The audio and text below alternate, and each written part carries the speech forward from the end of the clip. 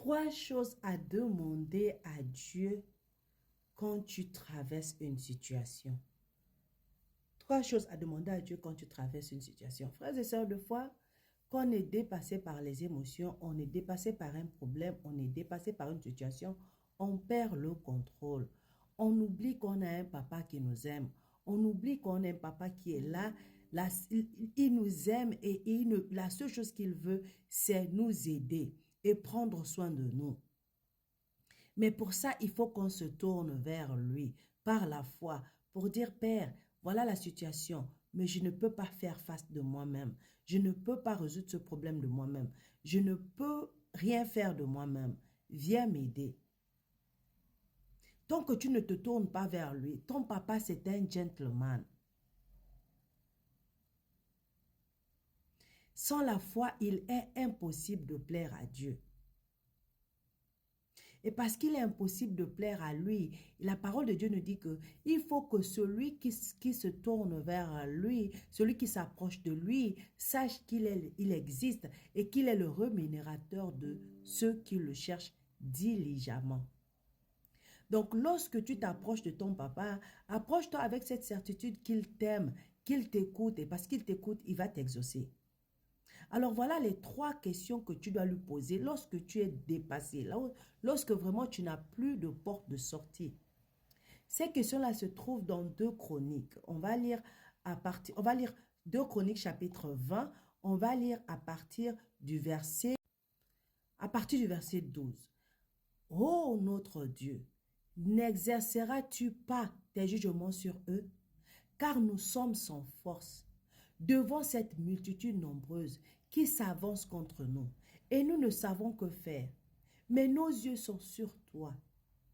Tout Juda se tenait debout devant l'Éternel, avec leurs petits-enfants, leurs femmes et leurs fils. Alors l'Esprit de l'Éternel saisit au milieu de l'assemblée Jachaziel, fils de Zacharie, fils de Banaja, fils de Jéel, fils de Matania, lévite d'entre les fils d'Azaph. Et Jachaziel dit, soyez attentifs tout Juda et habitants de Jérusalem, toi, roi Josaphat, ainsi vous parle l'Éternel, ne craignez point et ne vous effrayez point devant cette multitude nombreuse, car ce ne serait pas vous qui combattrez, ce sera Dieu. Demain, descendez contre eux, ils vont monter par la colline de Tits, et vous les trouverez à l'extrémité de la vallée, en face du désert de Jéricho. Vous n'aurez point à combattre en cette affaire. Présentez-vous, tenez-vous là, et vous verrez la délivrance que l'Éternel vous accordera. Juda et Jérusalem ne craignez point, et ne vous effrayez point. Demain sortez à leur rencontre, et l'Éternel sera avec vous. Donc, frères et sœurs, c'est ce qu'il dit, c'est très simple. Quand le combat arrive, quand les problèmes arrivent, quand les ennemis sont plus nombreux, quand tu ne sais plus quoi faire, il n'y a que 3 questions à poser. La première question, c'est Seigneur, je n'ai pas de force face à ces gens-là. Qu'est-ce que je dois faire? La deuxième question, c'est Seigneur, il me manque de la sagesse. Jacques nous dit, il dit dans Jacques chapitre 1, verset 5, il dit que si vous manquez de sagesse, demandez à Dieu et il donne librement. Troisième question que tu as posée, c'est Seigneur, j'ai confiance en toi. C'est seulement sur toi que j'ai confiance. En dehors de toi, je ne pense pas pouvoir gagner. Donc, c'est sur toi que j'ai mis ma confiance. C'est sur toi que je compte. Donc, frères et sœurs, peu importe la situation, peu importe le problème, peu importe l'ennemi, peu importe sa force, peu importe sa capacité, peu importe le niveau du problème en ce moment, peu importe le niveau là où tu es arrivé en ce moment, ta solution se trouve dans 2 Chroniques chapitre 20, versets 12 à 17. Le verset qui est le plus important, c'est le verset 17. Pourquoi? Il dit, vous n'aurez point à combattre en cette affaire. Présentez-vous, tenez-vous là, et vous verrez la délivrance que l'Éternel vous accordera. Juda et Jérusalem, ne craignez point et ne vous effrayez point. Demain, sortez à leur rencontre et l'Éternel sera avec vous. C'est très simple. lorsque tu t'es tourné vers Dieu, tu dis, Seigneur, je n'ai pas la force, donne-moi la force de tenir. Seigneur, je n'ai pas l'intelligence, donne-moi la sagesse et l'intelligence pour savoir tenir dans ce problème-là.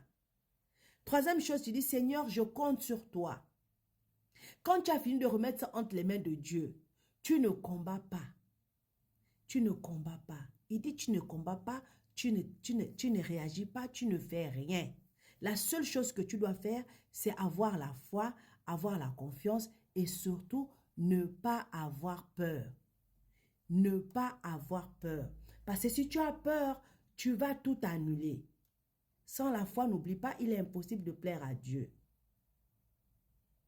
Donc, et la parole de Dieu nous dit aussi que celui qui n'a pas la foi, il ne faut pas qu'il espère que Dieu lui donne quelque chose. Ça, c'est Jacques chapitre 1. Donc, tu dois faire ça avec foi. Et tu dois rester dans la patience avec foi. Et tu dois attendre l'œuvre de Dieu. Il a dit, tu restes là et tu attends. 2 Chroniques chapitre 20, verset 17 dit, vous n'aurez point à combattre en cette affaire. Présentez-vous, tenez-vous là et vous verrez la délivrance que l'Éternel vous accordera. Juda et Jérusalem, ne craignez pas, il ne faut pas avoir peur et ne vous effrayez pas, il ne faut pas paniquer.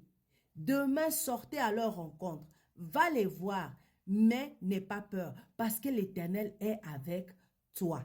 Donc, mon frère et ma soeur, peu importe le problème, peu importe là où tu es, peu importe sa durée, c'est fini. L'Éternel est avec toi.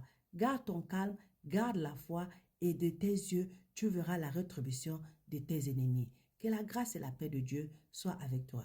Shalom.